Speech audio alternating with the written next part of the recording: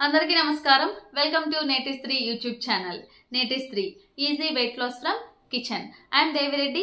I'm health coach for women. ఇవాళ మనందరం చాలా మంది నెగ్లెక్ట్ చేసేటువంటి ఫుడ్ గురించి మాట్లాడుకుందాం. అదే ఫైబర్.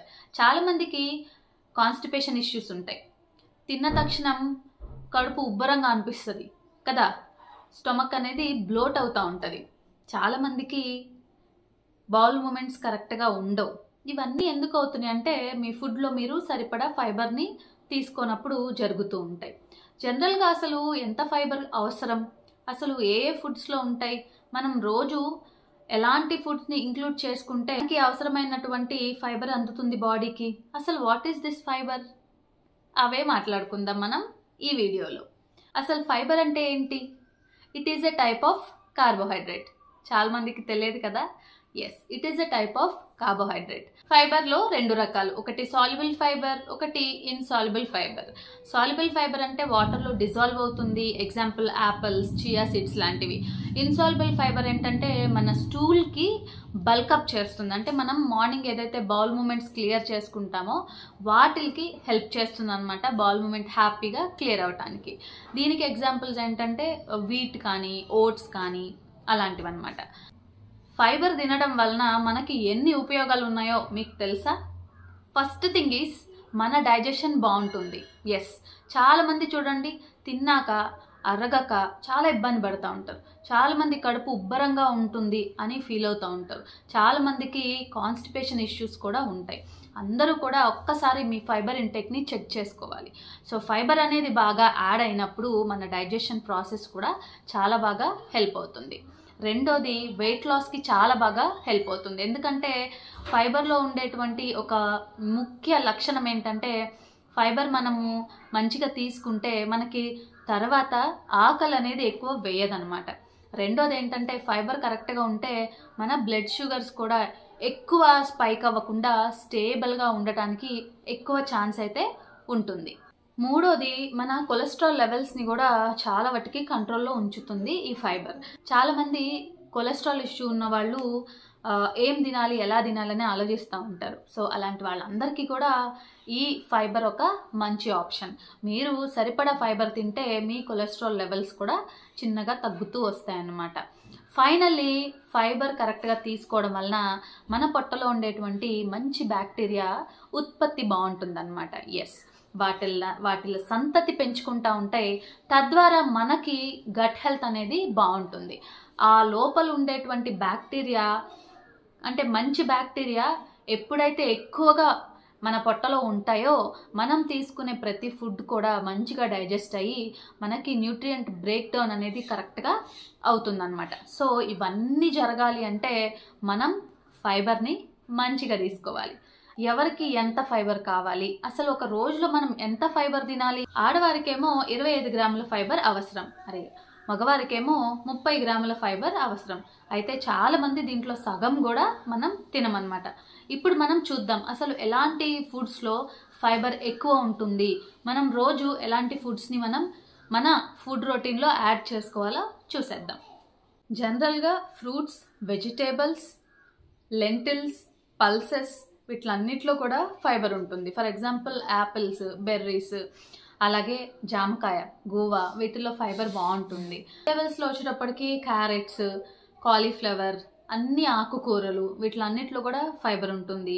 చిక్కుడు వెరైటీస్ అంటే బీన్ వెరైటీస్ ఫైబర్ పుష్కలంగా ఉంటుందన్నమాట. అండ్ లెంటిల్స్లోకి వచ్చేటప్పటికి కందిపప్పు, పెసరపప్పు వీటిల్లో ఉంటుంది. And brown rice, whole wheat, oats వీటిలన్నిట్లో కూడా ఫైబర్ ఉంటుంది. అలాగే పప్పులు, శనగలు, రాజ్మా వీటిలన్నిట్లో కూడా ఫైబర్ ఉంటుంది. వీటిలన్నిట్లో ఫైబర్ ఉంటుందని తెలుసు, కానీ ఎలా తినాలి, ఒక రోజులో ఏ ఫుడ్ని ఎంత తీసుకుంటే మనకి ఫైబర్ అందుతుంది అనేది మనం ఇప్పుడు చూద్దాం. So firstly start your day with nuts, fruits వీటితో స్టార్ట్ చేయండి. ఎనీ కైండ్ ఆఫ్ వెజిటేబుల్ని మన లంచ్లో ఉండేలాగా, అండ్ మన రైస్, రోటీ క్వాంటిటీ కంటే కొంచెం ఎక్కువ క్వాంటిటీ కర్రీ ఉండేలాగా ప్లాన్ చేయండి. మనము తీసుకునే రైస్, బ్రౌన్ రైస్ కానీ లేదా హోల్ వీట్తో చేసిన చపాతీలు కానీ అలాంటివి మనకి ఫైబర్ యాడ్ చేస్తాయి. అలాగే పప్పు అంటే కందిపప్పు కానీ పెసరపప్పు కానీ ఉంటే దాంట్లో కూడా మనకి ఫైబర్ వస్తుంది. సో లంచ్కి వచ్చేటప్పటికి మనం జనరల్గా తినేది రైస్, కర్రీస్ తీసుకుంటాం. అయితే చాలా మంది చేసేది తప్పు ఏంటంటే రైస్ ఎక్కువ, కర్రీ తక్కువ ఉంటుంది. అండ్ ఇవాళ మనం జనరల్గా వైట్ రైస్ తింటున్నాం, దాంట్లో కొంచెం ఫైబర్ అనేది చాలా తక్కువ ఉంటుంది. సో బ్రౌన్ రైస్ తినగలిగిన వాళ్ళు brown rice, millets, oats, whatever మీరు తినచ్చు. లేదు నేను వైట్ రైసే తింటాను అంటే నో ప్రాబ్లం. కర్రీ పోర్షన్ మంచిగా ఉండేలా, రైస్ ఎంత పెట్టుకుంటున్నారు దానికి 2 కర్రీ ఉండేలాగా ప్లాన్ చేసుకోండి. దాంతోపాటు any kind of steamed vegetables కానీ లేదా రా సలాడ్స్ తినగలనుకుంటే సాలడ్స్ తినచ్చు. సో ఇలా కనుక మీరు మీ యొక్క మీల్ని డిజైన్ చేసుకున్నారంటే దాంట్లో మనకి కొంచెం ఫైబర్ వచ్చేస్తుంది. అలాగే సాయంత్రం పూట స్నాక్స్ తిన్నప్పుడు చాలామంది చిప్స్ అని అది ఇది తింటూ ఉంటారు. సో ఆ టైంలో మనం ఓట్స్తో చేసిన లడ్డు తినొచ్చు, అండ్ లేదంటే ఉడకబెట్టుకున్న శనగలు, పెసలు తినొచ్చు.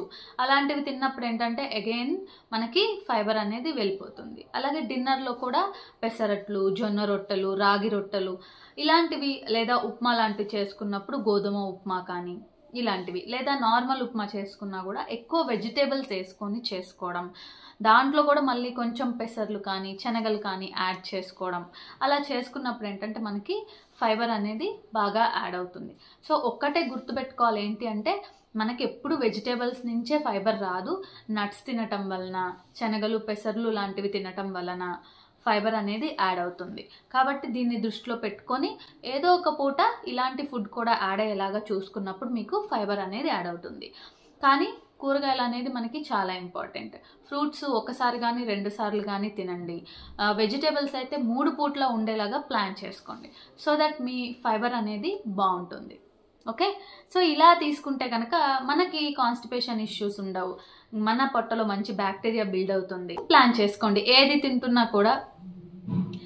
తింటున్నా కూడా దాంట్లో వెజిటేబుల్ పోర్షన్ ఉంటుందా, రోజు మొత్తంలో ఎక్కడైనా సరే ఫైబర్ రిచ్ అంటే కొంచెం శనగలు, పెసర్లు లాంటివి యాడ్ అవుతున్నాయా, ఆకుకూరలు యాడ్ అవుతున్నాయా, పప్పు ధాన్యాలు అంటే కందిపప్పు, పెసరపప్పు లాంటివి యాడ్ అవుతున్నాయా, ఇలాంటివన్నీ కొంచెం క్రాస్ చెక్ చేసి మీరు తీసుకున్నప్పుడు మనకి ఫైబర్ మంచిగా యాడ్ అవుతుంది.